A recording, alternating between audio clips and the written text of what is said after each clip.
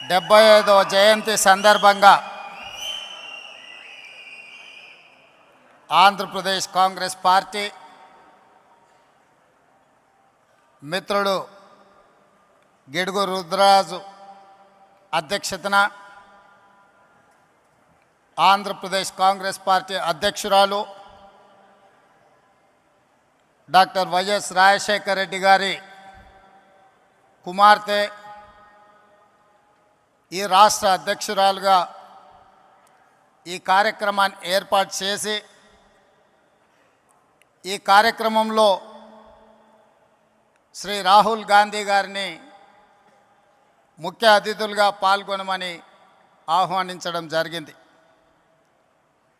ప్రాథమికంగా రాహుల్ గాంధీ గారు ఈరోజు ఈ సమయంలో ఈ కార్యక్రమంలో పాల్గొని డాక్టర్ వైఎస్ రాజశేఖర రెడ్డి గారి 75వ జయంతి వేడుకలలో మీ అందరి మధ్యన ఉండాలని వారు భావించారు. కానీ మణిపూర్లో ఉన్న ప్రత్యేక పరిస్థితుల్లో ఏఐసిసి కాంగ్రెస్ పార్టీ అధ్యక్షుడు మల్లికార్జున్ ఖర్గే గారి ఆదేశాల మేరకు వారు మణిపూర్ రాష్ట్ర పర్యటనకు వెళ్తూ నన్ను ఆదేశించడం జరిగింది. ఆంధ్రప్రదేశ్ కాంగ్రెస్ పార్టీ శ్రీమతి షర్మిలమ్మ గారు ఏర్పాటు చేసిన కార్యక్రమంలో నా ప్రతినిధిగా మీరు పాల్గొని మన వైపు నుంచి సంపూర్ణంగా గాంధీ కుటుంబం ఎప్పుడూ వైఎస్ఆర్ కుటుంబానికి ఆంధ్రప్రదేశ్ కాంగ్రెస్ పార్టీ కార్యకర్తలకు వైఎస్ఆర్ అభిమానులకు అండగా నిలబడతామని చెప్పి మీరు వెళ్ళి వాళ్ళ మధ్యలో నించొని చెప్పి రావాల్సిందిగా రాహుల్ గాంధీ గారు నన్ను ఆదేశించడం జరిగింది. నాతో పాటు ఈ కార్యక్రమంలో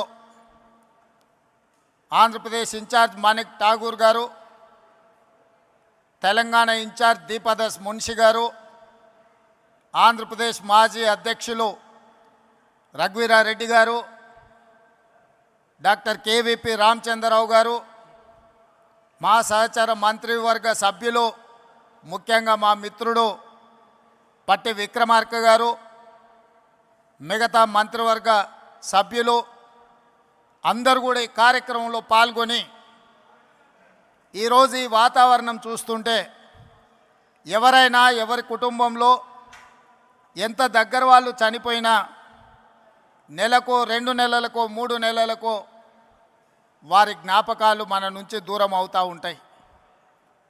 కానీ డాక్టర్ వైఎస్ రాజశేఖర రెడ్డి గారు మన నుంచి దూరమైన 15 సంవత్సరాలైనా వారి జ్ఞాపకాలు ఇంకా మన మదిలో మెదులుతున్నాయి.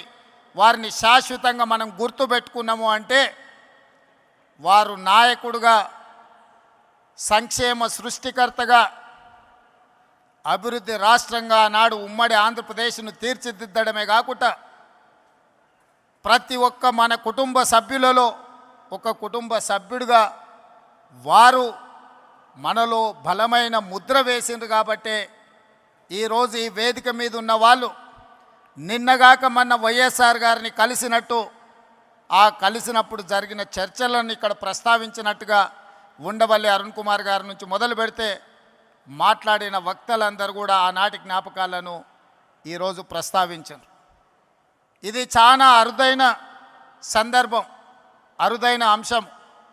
ఎంత గొప్ప నాయకుడైనా కొంతకాలానికి కాలక్రమేణా ప్రజల మదిలో నుండి దూరం అవుతూ ఉంటారు.